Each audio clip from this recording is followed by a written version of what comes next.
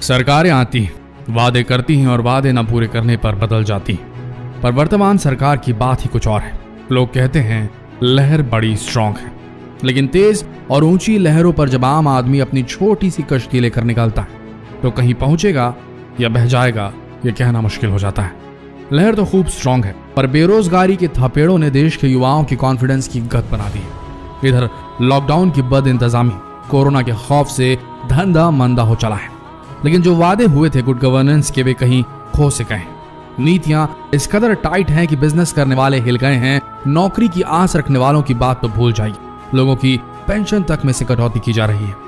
जहां हर साल 2 करोड़ रोजगार मिलने का वादा किया गया था जनता से, वहां आज 6 सालों में 15 करोड़ भारतीय बेरोजगार हो गए हैं। कुछ तो किया धरा कोरोना का भी है, और कुछ तो सॉरी टू से बैड गवर्नेंस और बैड एग्जीक्यूशन और बैड इंप्लीमेंटेशन ऑफ प्लान का भी दोष है।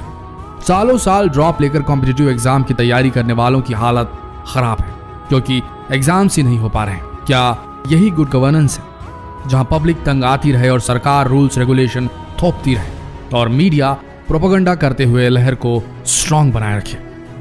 नई नौकरियों की बात ही छोड़ दीजिए, लोगों की पुरानी नौकरियां भी जा चुकी हैं, लेकिन फिर भी लहर स्ट्रांग है। और इस लहर को स्ट्रांग रखने के पीछे जो लोग हैं उनका कहना है कि कोरोना काल के कारण भारत में बेरोजगारी बढ़ी है, अर्थव्यवस्था लड़खड़ा गई है, उद्योग बंद हो गए हैं, दुकानें बंद हैं और इसीलिए लोगों का रोजगार छिनते जा रहा है। चलो मान लिया, बात कुछ हद तक सच भी है, लेकिन ऐसा तो नहीं है कि कोरोना वायरस सिर्फ भारत में ही तांडव मचा रहा है, बल्कि आज पूरी दुनिया पर कहर बनकर बरस रहा है। तो बाकी देश अपनी अर्थव्यवस्था और बेरोजगारी को किस तरीके से संभाल रहे हैं? अमेरिका की बात करें तो अमेरिकी सरकार हर उस व्यक्ति को घर बैठे पैसा दे रही है जिनका रोजगार छिन गया है, या वह लोग जो लॉकडाउन की वजह से काम नहीं कर पा रहे हैं। और ऐसे कई देश हैं जो इस समस्या से बखूबी लड़ रहे हैं। लेकिन भारत में क्या? पेट्रोल डीजल की कीमतें बढ़ाई पे बढ़ाई जा रही हैं। बस ट्रांसपोर्टर्स जिनकी गाड़ियां महीनों से बंद पड़ी थी बस अड्डों पर, उनसे टैक्स वसूला जा रहा है। जब आमदनी ही नहीं हुई तो टैक्स किस बात का? और देश में किसी राजा का राज है या डेमोक्रेटिक तरीके से चुनी गई सरकार का? आखिर भारत में सबसे ज्यादा टैक्स लिया जाता है, चाहे वो गरीब हो या अमीर, हर एक व्यक्ति टैक्स अदा करता है, चाहे वह इनकम टैक्स से हो, सामानों पर लगने वाले टैक्स से हो या किसी भी तरह का टैक्स हो।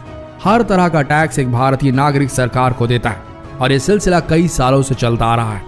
लेकिन जब कोरोना वायरस जैसी महामारी आती तो सरकारें अपने खजाने का दरवाजा खोलने की जगह भारत के नागरिकों से ही पैसा बटोरने का काम करती, कभी पीएम केयर्स फंड के नाम पे तो कभी किसी और नाम से। और सबसे बड़ी बात यह है कि सरकार रोजगार जैसे अहम मुद्दे पर आंकड़े ही जारी नहीं करती, दुनिया वालों को यह बताना ही नहीं चाहती कि हमारे यहाँ कितने बेरोजगार बैठे हैं।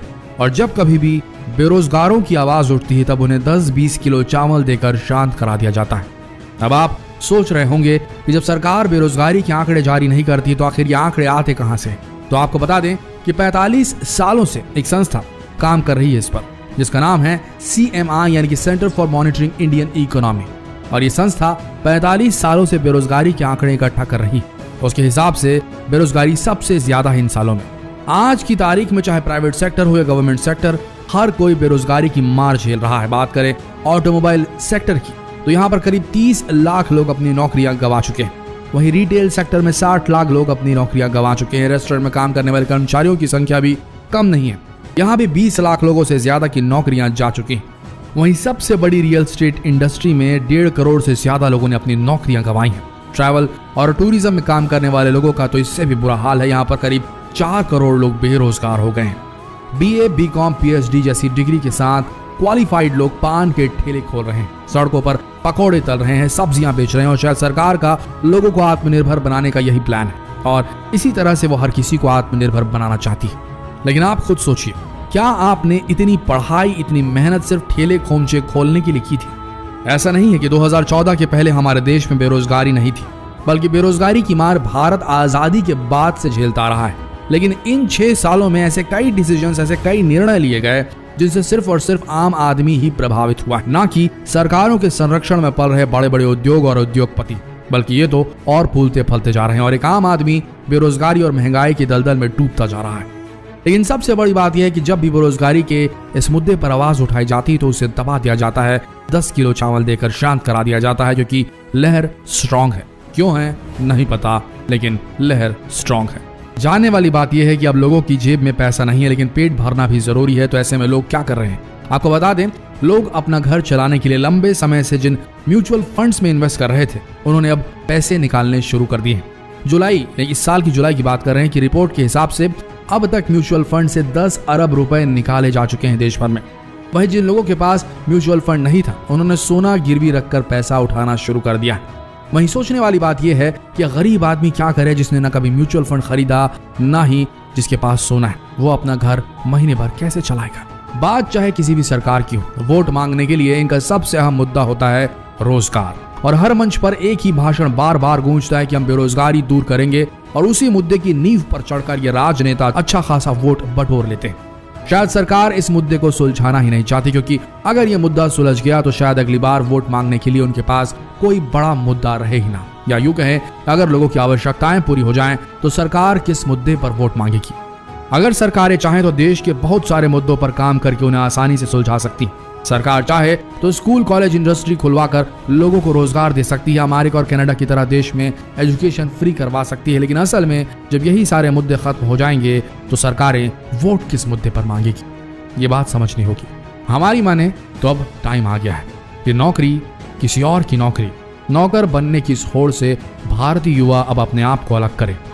अपनी जिंदगी और अपने करियर को संवारने की बागडोर सरकारी नौकरी और कॉलेज कोचिंगों को देना बंद करे नौकर बनने की इस होड़ को। अगर ये देश का एजुकेशनल सिस्टम तुम्हें रोजगार नहीं दे पा रहा तो खुद का एजुकेशनल पाथवे डेवलप करो। किताबों को रटने के बजाय शुरू से ही वोकेशनल एजुकेशन पर ध्यान दो।